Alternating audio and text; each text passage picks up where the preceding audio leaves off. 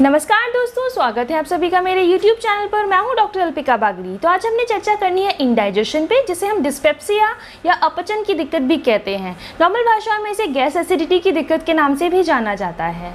आज का वीडियो बहुत ज़्यादा इन्फॉर्मेटिव होने वाला है, इसलिए वीडियो को अंत तक ज़रूर देखिएगा। और अगर आप मेरे चैनल पर नए हैं और मेरा पहली बार वीडियो देख रहे हैं तो मेरे चैनल को सब्सक्राइब करना ना भूलें और साथ में दबा दीजिए बेल आइकन, ताकि मेरे आने वाली वीडियोस की नोटिफिकेशंस आपको मिलती रहें। तो चलिए शुरू करते हैं। तो जो आज का जो टॉपिक है इंडाइजेशन का, वो बहुत ही कॉमन समस्या है जिससे ऑलमोस्ट सभी लोगों को सामना करना पड़ता है। हमारा लाइफस्टाइल ऐसा हो गया है जिसकी वजह से हमें फास्ट फूड आइटम लेने पड़ते हैं, या फिर हम फास्ट फूड आइटम बहुत ज़्यादा कंज्यूम करते हैं। हमारा वर्कआउट ज़ीरो हो गया है, फिजिकल एक्टिविटीज़ ज़ीरो हो गई हैं। जो हमारा वर्क शेड्यूल है उसकी वजह से भी हमें इस तरह की दिक्कत का सामना बहुत ज़्यादा करना पड़ता है। सबकी लाइफस्टाइल है बहुत ज़्यादा सेडेंटरी हो चुकी है, बैठे रहने का काम बहुत ज़्यादा हो गया, जिसकी वजह से इस तरह की दिक्कत का सामना करना पड़ता है। तो मैं आपको बताना चाहूँगी हमारी स्टमक के बारे में, हमारे पेट के बारे में। हमारे स्टमक में जो म्यूकस मेम्ब्रेन यानी स्टमक की जो लाइनिंग होती है वो अगर इंजर हो जाती है, क्योंकि होता क्या है, हमारा जो स्टमक है वो खाने को पचाने के लिए हाइड्रोक्लोरिक एसिड रिलीज करता है। और अगर हम खाने में भी इस तरह का ऑयली स्पाइसी खाना खा रहे हैं, या हम सही समय पे खाना नहीं खा रहे हैं, बहुत ज़्यादा ओवर ईटिंग कर रहे हैं, जिसकी वजह से हमारी जो म्यूकस मेम्ब्रेन है ये लाइनिंग इंजर्ड होने लग जाती है, जिसकी वजह से दर्द, एसिडिटी या जलन का दिक्कत बना रहने लग जाता है। तो मैं आपको बताना चाहूँगी क्या क्या लक्षण हो सकते हैं इंडाइजेशन के या फिर डिस्पेप्सिया के। तो इसमें आपका जो पहला सिम्टम आता है वो होता है आपके पेट में ऊपरी तरफ को आपको भारीपन महसूस हो रहा है या दर्द जलन की कंप्लेंट आ रही है, यानी रिब केज के नीचे का जो हमारा हिस्सा है, हमारा अपर एब्डोमेन, यहाँ आपको दर्द जलन की शिकायत हो सकती है। उसके अलावा बहुत ज़्यादा डकारें आना, या फिर एसिडिटी यानी एसिड रिफ्लेक्स यानी एसिड ऊपर की तरफ चढ़ना। उसके अलावा खाना खाने की इच्छा ना करना या जल्दी पेट भर जाना। उसके अलावा पेट में अफारा सा रहना, पेट में बहुत ज़्यादा टेंडरनेस हो जाना। उसके अलावा स्वेलिंग जैसा भी फीलिंग आना कि पेट बहुत ज़्यादा ब्लोटेड हो गया है। और इस तरह के सिम्टम्स आपको इंडाइजेशन में देखने को मिलते हैं। तो मैं आपको बताना चाहूँगी क्या क्या कॉजेज़ या रिस्क फैक्टर्स हो सकते हैं जिनकी वजह से आपको इस तरह की अपचन की या इंडाइजेशन की दिक्कत रह सकती है। तो इसमें पहला आएगा ओवर ईटिंग, अगर आपने बहुत ज़्यादा खाना कंज्यूम कर लिया है। नेक्स्ट आता है अगर आप बहुत ज़्यादा फास्ट खाते हैं। उसके अलावा अगर ऑयली फैटी चीज़ें कंज्यूम करी हुई हैं, या फिर स्पाइसी चीज़ें आप बहुत ज़्यादा कंज्यूम करते हैं। उसके अलावा आपका बैठे रहने का अगर काम है, वर्कआउट बिल्कुल नहीं हो पा रहा, वो भी एक कारण हो सकता है। उसके अलावा अगर आप एरिटेड ड्रिंक्स यानी कोल्ड ड्रिंक्स बहुत ज़्यादा कंज्यूम करते हैं तो वो भी एक रीज़न रहता है। बहुत ज़्यादा चॉकलेट, कॉफ़ी का कंजम्पशन होना, अल्कोहल बहुत ज़्यादा लेना, ये इस तरह के कुछ फैक्टर्स हो सकते हैं। उसके अलावा अगर हम कुछ डिजीज़ के टूवर्ड्स देखें तो अगर मोटापा बहुत ज़्यादा है तो भी दिक्कत आती है। पेनक्रेटाइटिस का अगर दिक्कत है तो दिक्कत आ सकती है। गॉल स्टोन्स का दिक्कत है, यानी पित्त की थैली में अगर पथरी का दिक्कत है तो भी आपको अपर एब्डोमेन में इस तरह का भारीपन या फिर गैस एसिडिटी का दिक्कत हो सकता है। उसके अलावा अगर आपको एंग्जाइटी इशूज़ है, यानी बहुत ज़्यादा स्ट्रेस रिलेटेड कोई दिक्कत रहती है तो भी आपको गैस्ट्रिक टेंडेंसी ज़्यादा रहने लग जाती है। अगर हर्निया का दिक्कत हो रहा है, जो हियाटस हर्निया होता है, हमारी ईसोफेगस का एक हर्निया होता है, अगर उसका दिक्कत है तो आपको तकलीफ हो सकता है। उसके अलावा अगर आपको गैस्ट्राइटिस का या पेप्टिक अल्सर्स का दिक्कत है तो दिक्कत हो सकती है। पेप्टिक अल्सर्स में अगर हम देखेंगे तो एच पाइलोराई यानी हेलिकोबैक्टर पाइलोराई बैक्टीरियल इन्फेक्शन हमारे एब्डोमेन में हो जाता है, हमारे पेट में हो जाता है, जिसकी वजह से भी इस तरह की कंप्लेंट्स बनी रहने लग जाती है। उसके अलावा अगर मेडिसिन का बहुत प्रोलॉन्ग्ड इंटेक हो रहा है, या फिर बहुत आपने हैवी एंटीबायोटिक्स लिया है, या कोई पेन किलर्स बहुत हैवी खाए हैं, उसकी वजह से भी गैस एसिडिटी का दिक्कत बना रहने लग जाता है। प्रेगनेंसी अगर होती है तो भी इस तरह के सिम्टम्स आते हैं। बहुत ज़्यादा अगर आप स्मोक करते हैं तो भी इस तरह के सिम्टम्स आपको देखने को मिल जाते हैं। तो मैं बताना चाहूँगी इंडाइजेशन से बचने के लिए, बचाव के लिए हमें क्या करना है। इसके लिए बहुत ज़्यादा ज़रूरी है आपको लाइट खाना खाना है, ऑयली फैटी स्पाइसी चीज़ें अवॉइड करनी है, कॉफ़ी अल्कोहल का इंटेक आपने अवॉइड करना है। उसके अलावा आप फिजिकली एक्टिविटी आपने थोड़ी बढ़ानी है। उसके अलावा खाना खाते ही लेटना नहीं है, आपने एब्डोमेन के टूवर्ड्स आपने टाइट क्लोथिंग अवॉइड करनी है। उसके अलावा आपने खाना धीरे धीरे खाना है, अपने मील्स को छोटे छोटे पार्ट्स में डिवाइड कर देना, एक साथ खाना नहीं खाना। उसके अलावा जंक फूड आपने टोटली अवॉइड करना है। अगर स्ट्रेस का दिक्कत है तो आपने स्ट्रेस अवॉइड करना है। अपने वर्क प्लेस पे अगर आप रहते हैं तो आपने अपने जो टाइमिंग्स हैं आपके लंच के या आपके मील्स के जो टाइमिंग्स हैं उनको ध्यान में रखना है। बहुत ज़्यादा गैप आपने अपनी मील्स में नहीं करना है। उसके अलावा खट्टी चीज़ें अवॉइड करनी है खाने में। मेडिसिन का अगर बहुत ज़्यादा इंटेक हो रहा है तो आपने वो अवॉइड करना है। और अगर इमरजेंसी है और इंटेक करना पड़ भी रहा है मेडिसिन का, एलोपैथिक मेडिसिन का, तो आपने कोशिश करना है कि खाना खाने के बाद ही आप दवाई का इंटेक करें। उसके अलावा आपने सोने से 2.5 से 3 घंटे घंटे पहले खाना कंज्यूम करना है।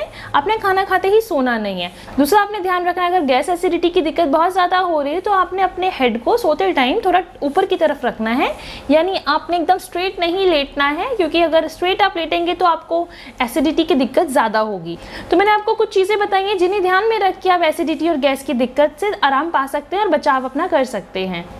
तो मैं आपको बताना चाहूँगी कि डायग्नोसिस या लैब इन्वेस्टिगेशंस में हमें ऐसा क्या कराना चाहिए ताकि हम रूल आउट कर सकें कि किस वजह से ये तकलीफ आ रही है। तो सबसे पहले तो आपके जो फिजिशियन है वो आपका केस लेंगे, उससे आपका आइडिया लग जाएगा कि क्या हिस्ट्री है, कोई आपने ऑयली स्पाइसी फैटी चीज़ तो कंज्यूम नहीं करी है। उसके अलावा अगर बहुत प्रोलॉन्ग्ड इलनेस आपकी बनी हुई है, ब्लड टेस्ट आपके किए जाएंगे। इसमें आपका LFT भी किया जा सकता है, लीवर फंक्शन टेस्ट, कि आपका लीवर सही से काम कर रहा है या नहीं कर रहा है। उसके अलावा आपका हेलिकोबैक्टर पायलोराई जो बैक्टीरिया है वो भी आपका चेक होगा। उसके अलावा स्टूल एग्जामिनेशंस आपके हो सकते हैं। उसके अलावा अगर बहुत ज़्यादा दिक्कत बनी है, बहुत प्रोलॉन्ग समय से दिक्कत बनी आ रही है, तो एंडोस्कोपी भी करानी पड़ सकती है। अगर आपको बहुत ज़्यादा गैस एसिडिटी का दिक्कत होता है तो मैं कुछ चीज़ें ऐसी बता रही हूँ खाने में आप कंज्यूम कर सकते हैं जिससे आपकी गैस एसिडिटी दिक्कत कंट्रोल रहेगी। इसमें अदरक हो सकता है, साथ में पपीता आप ले सकते हैं, दही का इस्तेमाल आप कर सकते हैं, ठंडा दूध बहुत अच्छा रहता है गैस एसिडिटी के लिए। तो इस तरह की कुछ चीज़ें हैं जो आप कंज्यूम कर सकते हैं। तो मैं आपको बताना चाहूँगी ऐसी कौन कौन सी होम्योपैथिक मेडिसिन हैं जिनको लेके आप अपनी गैस एसिडिटी और इंडाइजेशन की दिक्कत से हमेशा के लिए निजात पा सकते हैं। तो इसमें पहली मेडिसिन आती है कार्बोवेज 30। कार्बोवेज 30 का बहुत अच्छा एक्शन रहता है हमारे अपर एब्डोमेन में, यानी हमारे पेट का जो ऊपरी हिस्सा है वहाँ पे कार्बोवेज 30 बहुत अच्छा काम करती है। कार्बोवेज 30 का जो मेन एक्शन रहेगा वो रहेगा अगर इरेक्टेशन यानी डकारें अगर आ रही हैं, बहुत ज़्यादा बर्पिंग अगर हो रही है, उससे पेशेंट को आराम मिलता है। इसमें क्या होगा, अगर आपको सांस लेने में भी तकलीफ हो रही है गैस की दिक्कत के साथ, तो ये बहुत अच्छा काम करती है। कोई भी ओल्ड डिजीज़ हो उसमें उसके बाद की अगर ये सिम्टम्स आने लगे, यानी कोई पुरानी कोई बीमारी चली आ रही है, उससे रिकवरी नहीं हुई है, फिर साथ में ये दिक्कत अगर आने लग जाए, तो बहुत अच्छा कार्बोवेज 30 काम करती है। कार्बोवेज 30 का जो डोजेस रहेगा वो दिन में 4 बार आपने लेना है। 4 बूंद अगर आप ड्रॉप्स में ले रहे हैं, आधी चम्मच पानी में डाल के। अगर आप पिल्स में ले रहे हैं तो 4 गोलियाँ 4 बार। नेक्स्ट हम बात करते हैं नक्सवामिका 30 की। नक्सवामिका 30 का बहुत अच्छा एक्शन रहता है हमारे पेट पे। नक्सवामिका 30 बहुत ही स्पेसिफिक मेडिसिन कंसीडर की जाती है सेडेंट्री लाइफस्टाइल वाले लोगों पे, यानी बैठे रहने का काम है, अपने जो काम में मग्न रहते हैं, बहुत ज़्यादा चिड़चिड़े उनका स्वभाव होता है, उनको कॉफ़ी पीने की बहुत ज़्यादा डिज़ायर रहती है। उसके अलावा अल्कोहल भी वो कंज्यूम करते हैं। ऑयली स्पाइसी चीज़ें से उनको तकलीफ़ होने लग जाता है, मिर्च मसाले वाली चीज़ें खाई नहीं कि उनको तकलीफ़ हो गई, उबकाई बहुत ज़्यादा आती है, ऐसा मन करता है कि वॉमिटिंग हो जाएगा तब उनको जाके आराम मिलेगा। मोशन में भी ये रहता है कि बार बार डिज़ायर होता है मोशन पास करने का, पर मोशन खुल के होता नहीं है, पेट खुल के साफ़ नहीं होता। नक्सवामिका 30 का जो पेशेंट रहेगा वो बहुत ज़्यादा चिड़चिड़ा स्वभाव में रहता है, बहुत गुस्सैल होता है वो। नक्सवामिका 30 का जो डोजेस रहेगा वो आपने दिन में 3 बार उसको लेना है, एक बारी में 4 बूंदें। अगर आप गोलियों में कंज्यूम कर रहे हैं तो 4 पिल्स 4 टाइम्स। नेक्स्ट मेडिसिन है लाइकोपोडियम 30। लाइकोपोडियम 30 का भी बहुत अच्छा एक्शन हमारे पेट पे रहता है। राइट साइड के अगर पेन या फिर हैवीनेस आ रहा है तो उसमें बहुत अच्छा काम करती है। अगर गैस्ट्रिक एक्लिमिनेशन हमारा पेट में नीचे की तरफ होता है तो भी बहुत अच्छा काम करती है। इसमें जो तकलीफ़ें हैं वो हमारी शाम के 4 बजे से 8 बजे तक ज़्यादा होती हैं। उसके अलावा पत्ता गोभी या कोई भी भारी खाना खाने से इसमें तकलीफ़ हो जाती है। लाइकोपोडियम के पेशेंट को फलियाँ या पत्ता गोभी या स्टार्ची खाना खाने के बाद तकलीफ़ हो जाती है। उसके अलावा इसमें जो भूख है वो बहुत ज़्यादा लगती है पेशेंट को, और ज़रा सा खाना खाते ही पेट भर जाता है, मुंह का स्वाद कड़वा लगता है और खाने का स्वाद खट्टा खट्टा पेशेंट को महसूस होता है। इस तरह के सिम्टम लाइकोपोडियम में आते हैं। लाइकोपोडियम 30 का भी डोजेस आपने लेना है दिन में 3 बार, एक बारी में 4 बूंदें, और अगर आप पिल्स में कंज्यूम कर रहे हैं 4 गोलियां दिन में 3 बार।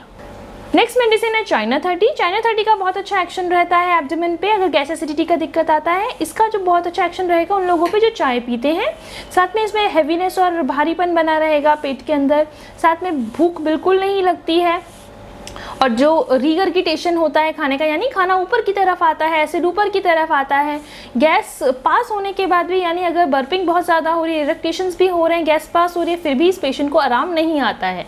इस तरह के पेशेंट्स में चाइना बहुत अच्छा काम करती है। चाइना 30 का आपने डोजेज लेना है दिन में 4 बार, एक बारी में 4 ड्रॉप्स। नेक्स्ट मेडिसिन है पल्सेटिला 30। पल्सेटिला 30 का भी बहुत अच्छा एक्शन रहेगा एब्डोमेन पे, गैस्ट्रिक टेंडेंसीज पे। अगर सिम्टम्स आ रहे हैं ऑयली फैटी खाना खाने के बाद, इसमें भी भारीपन बना रहेगा, खाना खाने की इच्छा नहीं करेगी, जो पेशेंट होगा वो बहुत ज़्यादा वीपिंग टेंडेंसी उसमें रहती है, साथ में जो दर्द रहेगा एब्डोमेन में वो ठंड के साथ होगा, यानी पेन विद चिलीनेस, यानी ठंडक सी लगेगी और दर्द होगा। पेट में खिंचाव जैसा महसूस होगा, पानी की प्यास नहीं लगेगी। उसके अलावा बाहर अगर खुले में पेशेंट जाता है खुले हवा में तो उसको आराम लगेगा, घर में बैठे रहने से उसको घुटन महसूस होगी। इस तरह के सिम्टम्स अगर आ रहे हैं तो आप पल्सटीला 30 ले सकते हैं। पल्सटीला 30 का डोजेस रहेगा दिन में 4 बार, एक बारी में 4 ड्रॉप्स। नेक्स्ट मेडिसिन है एंटियम क्रूड 30। एंटियम क्रूड का भी बहुत अच्छा एक्शन रहता है इंडाइजेशन पे। अगर सिम्टम्स आ रहे हो ओवर ईटिंग के बाद, खाना बहुत ज़्यादा खा लिया है, पेट में अफारा सा आने लग गया है, भूख नहीं लग रही है, साथ में अगर ब्रेड, पेस्ट्रीज या फिर मैदे से बनी चीज़ें कंज्यूम कर ली हैं और गर्मियों का दिन है और पेट में ब्लोटिंग होने लग गई है, साथ में जो टंग होगा एंटियम क्रूड पेशेंट का वो एकदम थिकली वाइट कोटेड होगा। एंटियम क्रूड के पेशेंट में खट्टा खाने की डिज़ायर होगी, उसका मन करेगा वो अचार खा ले।